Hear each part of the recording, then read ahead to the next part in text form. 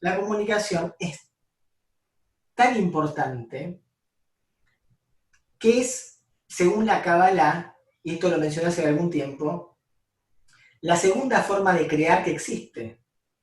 ¿Sí? Yo les Carla quiere entrar. ahí está, sí. Carla dice que le permitas entrar. Ahí está, le di ok. Fíjense esto, hay dos formas de crear. En el mundo físico, cosas físicas, cosas materiales, corporales de la tercera dimensión, cuerpos, uno crea a través de los órganos sexuales. ¿Sí? En todas las filosofías o religiones encontramos, por ejemplo, el lingam, ¿sí? Y el yoni, según los hindúes, el falo y la matriz, complementarios, ¿no? Cuando se juntan, tenemos la creación. ¿Qué es lo que se crea ahí? Cosas corporales, un ser humano, un cuerpo. Un ser humano. Entonces ahí tenemos una de las formas de creación. Pero la otra, que es más elevada, que es más sutil, que no crea cuerpos, crea elementos etéreos, pero que son mucho más relevantes, es la palabra. La palabra, con la boca, se crean palabras. ¿Bien? Creamos sonidos, palabras. Fíjense, la Kabbalah dice que en la boca, en el ser humano, tenemos las dos cosas. El órgano masculino y el femenino. La lengua es el masculino, sería como un simbolismo del falo. Los labios sería como la vagina. Tenemos los dos. Entonces, una sola persona que tiene ambas cosas puede crear. Ah, mira qué bien, qué bueno. Lo que creo, simbólicamente decimos que creamos ángeles a través de la palabra. Ángeles son cosas sutiles que no son corporales. Pero estamos creando conceptos, creando ideas. ¿Sí? Ángeles o demonios se crean, O demonios. dependiendo del emisor. O demonios, ¿sí? Porque con la palabra podemos generar amor o discordia. Misericordia o discordia, amor, odio, ¿sí? Paz o guerra. Entonces, es muy importante, por eso la palabra, por eso dice la Kabbalah, el creador crea la creación a través de la palabra, a través del verbo. Claro. ¿Sí? La palabra encarna el pensamiento, como la palabra divina encarna el pensamiento divino, cuya manifestación es el mundo, el cosmos, lo creado, la creación. En el ser humano pasa algo similar. La palabra encarna el pensamiento, ¿sí? Entonces vehiculiza al pensamiento. Entonces claramente sí, podemos crear ángeles o demonios, cosas buenas o cosas muy malas. Por eso hay que tener cuidado con la palabra. La Kabbalah dice la Yonará, que es como el mal de boca, el irse de boca, la maledicencia, ¿sí?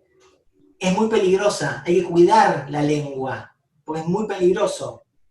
Es bíblica la frase, ¿no? También, donde dice, hay una parte que dice,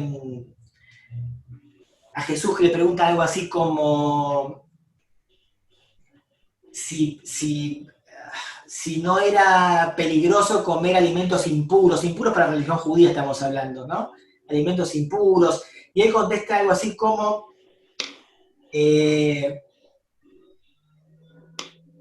no es lo que enferma al hombre lo que por la boca entra, sino lo que por la boca sale.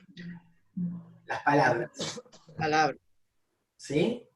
Las palabras. Entonces, y también tenemos la frase que la conocerán, que es muy, muy trillada, que es: uno es dueño de sus silencios y esclavo de sus palabras. Palabra. Realmente que es así. Mm. Entonces, la palabra tiene un poder muy importante, un poder creador muy importante. Lo hemos hablado ya anteriormente, la palabra creó la cultura humana existe porque tenemos la palabra. Y podemos transmitir el conocimiento de generación en generación. Si no, no podríamos avanzar, no habría progreso, no habría evolución científica, tecnológica, filosófica. No existiría eso. Entonces la palabra es muy importante. Hay unos acuerdos que son los acuerdos toltecas, que son los 4 acuerdos toltecas, y el primero Muy bueno. es cuida tus palabras, Sé impecable con tus palabras. sé impecable con tus palabras. Es fundamental, porque es un elemento de creación. La palabra crea. Por eso tenemos que estar responsables cuando nos comunicamos con los demás. Yo tengo que pensar, esta comunicación, ¿sí? ¿Qué está creando? Claro. O esto que le voy a decir al otro, ¿qué sentido tiene? ¿Qué voy a crear con esto? ¿Voy a crear algo bueno? ¿Voy a crear algo malo? ¿Qué es lo que estoy haciendo? Por eso uno tiene en cuenta entonces, ¿qué es lo que digo y cómo lo digo? Y con ese cómo lo digo, metemos todas las variables que hablamos antes. Claro. Porque no pasa desapercibido. Entonces, hay una relación que van a ver ustedes entre estas dos cuerdas, la cuerda azul y la cuerda naranja, que tiene que ver con la sexualidad, entre otras cosas. La sala naranja, la sala azul dentro del castillo, están relacionadas, porque ambas tienen que ver con la creación, con la creatividad. En un nivel más físico o más metafísico, más burdo y más sutil, pero tienen relación. Son centros que están conectados. Qué bueno. Por eso la Cábala hace alusión a los dos problemas muy importantes que son el mal uso de la palabra y, como les dije la otra vez, la Seira Levántala, que es el mal uso de la semilla, el mal uso de la sexualidad. ¿Sí? Que esto ya lo hemos hablado oportunamente. Así que ambas cosas están muy asociadas. De hecho, el centro de la cuerda azul tiene mucho que ver con la creatividad. Porque la creatividad es la expresión. Por ejemplo, en el arte, una creación artística, tiene que ver con que uno expresa algo. Claro. ¿Sí? Si uno tiene este centro cerrado o esta cuerda hipoactiva, la cuerda azul, difícilmente pueda expresar algo, por ende difícilmente pueda ser creativo. Y fíjense que también, que habíamos hablado en su momento respecto a la sexualidad, que era un tema tabú, o lo ha sido durante mucho tiempo, lo sigue siendo en menor medida, pero lo sigue siendo, que hay mucha represión respecto del tema de la sexualidad, que se está abriendo, pero sigue habiendo mucha represión y muchos prejuicios y preconceptos. ¿Y dónde también encontramos la represión? Acá, lo no dicho es lo reprimido. En este centro, la cuerda azul. Entonces, fíjense la relación importante que hay entre ambas cuerdas o ambas alas. Tiene que ver con esto.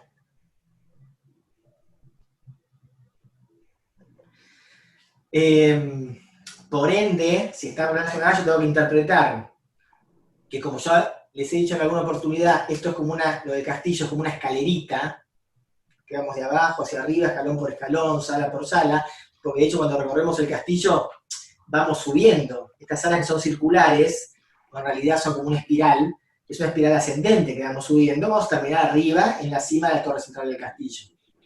Vamos como en pendiente, vamos subiendo. Entonces, si la sala naranja está acá y la sala azul está acá, porque hemos dado un par de vueltas, obviamente que lo que está arriba se asienta sobre lo que está abajo, que son los cimientos o los fundamentos de eso otro. Entonces, volviendo, si yo tengo represión respecto de esa cuerda naranja, donde teníamos mártir, frívolo y emperador, emperatriz, donde tenemos todo el tema de la sexualidad, la culpa y todas esas cuestiones, si yo tengo represión en ese aspecto, obviamente voy a tener represión en lo que es la cuerda azul.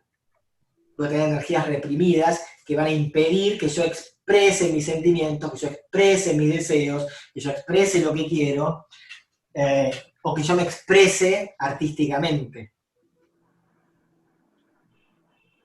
¿Sí?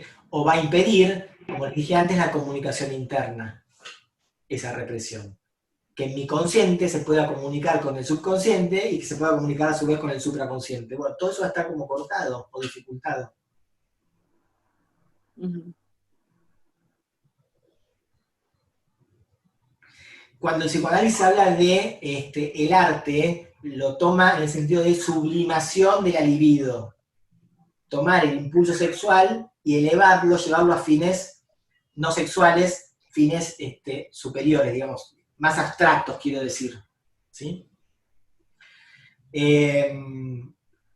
Sublimación, no represión. Claro. ¿Sí? Si hay represión, no puede haber sublimación. Si hay represión, no puede haber arte. Si hay represión, no puede haber comunicación adecuada. Si hay represión, no puede haber un encuentro interpersonal genuino con un otro. No sé si coincide, pero me vino el ejemplo de cuando en sala de 5, fundamentalmente los chicos empiezan con todo el proceso de Edipo y empiezan a masturbarse, por esto de la sublimación que decís. Entonces, ¿qué hacen? Yo como jardinera sublimás la energía sexual que le está despertando en un juego. Entonces, cuando los ves que se están masturbando, ahí propones un juego, una acción, y enseguida la libido va para allá y dejan de masturbarse. Sí, sí, tiene que ver con Lo eso. sublimás, cambiás la energía que tiene para el juego. Sí, se redirecciona, digamos. Claro. Sí, es así.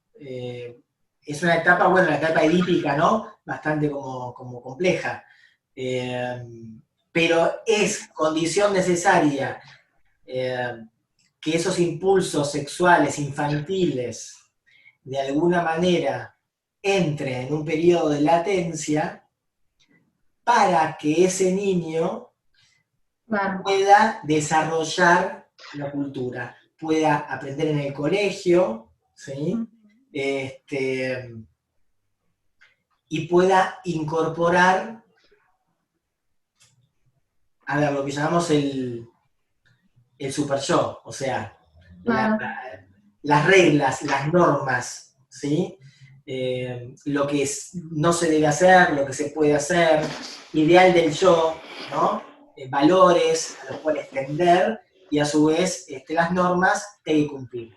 Ambas partes que son complementarias. Conciencia moral e ideal del yo son las dos partes que forman ese super yo. Que se forma, dice el psicoanálisis, ¿a partir de qué momento? De que el complejo de Edipo se va al fundamento. ¿Sí? Como que el Edipo se reprime, de alguna manera. La sexualidad infantil, digamos, la sexualidad que está más despierta en la infancia, entra en un periodo de latencia, se duerme, se adormece durante un tiempo, hasta que hay un redespertar en la adolescencia. La adolescencia. Es necesario ese proceso para que se dé esta internalización de la cultura, ¿no? de lo cultural. Sí, tiene que ver totalmente con eso. Y ahí empiezan los juegos de reglas, ¿no? Justamente en esa sala. Sí. Bueno, y a los 6 ni te cuento. Claro. Bueno, pero es la condición, digamos, es lo que yo decía, una cosa se basa sobre la otra, ¿no? Entonces es una carelita que va... Exactamente, como que surge como una necesidad, ¿no? Implementar ese tipo de juegos, justamente. Es que si vos no pusieras ese tipo de reglas, lo que tendrías sería un individuo que no se desarrolló adecuadamente, que no aprendió a controlar los impulsos, y sería casi un animalito. Un animal. Entonces, claro que es muy importante la regla, la norma en esa etapa, ¿no? Claro. Entonces, esto se puede hacer en este momento, no se puede hacer en otro momento, te sentás a la mesa a comer y se come de esta manera, con los cubiertos, no comés con la mano, ni del plato, Bueno, entonces todo eso es importante y es lo que básicamente refleja la evolución filogenética, o sea, la evolución de la especie fue igual, Claro. exactamente igual a la que es la evolución de un niño hasta que se convierte en adulto. Como siempre les digo, la ontogénesis sigue a la filogénesis, ¿no? Es un espejo. Perfecto, perfecto. Así que bueno, tenemos entonces que la palabra es realmente muy importante porque es creadora. Entonces la responsabilidad que nos da usar bien ese lenguaje o esa palabra es una responsabilidad muy importante. Hay que ser muy consciente de esta responsabilidad. Por eso la comunicación consciente es fundamental. Y por eso la comunicación adecuada construye vínculos sólidos, construye vínculos sanos y finalmente construye una sociedad más sana y en última instancia una cultura. Cuando no se controla muy bien la comunicación, cosa que pasa muchas veces, porque los canales no son adecuados, como decíamos antes, hoy pasa mucho, que hay un descontrol en la comunicación,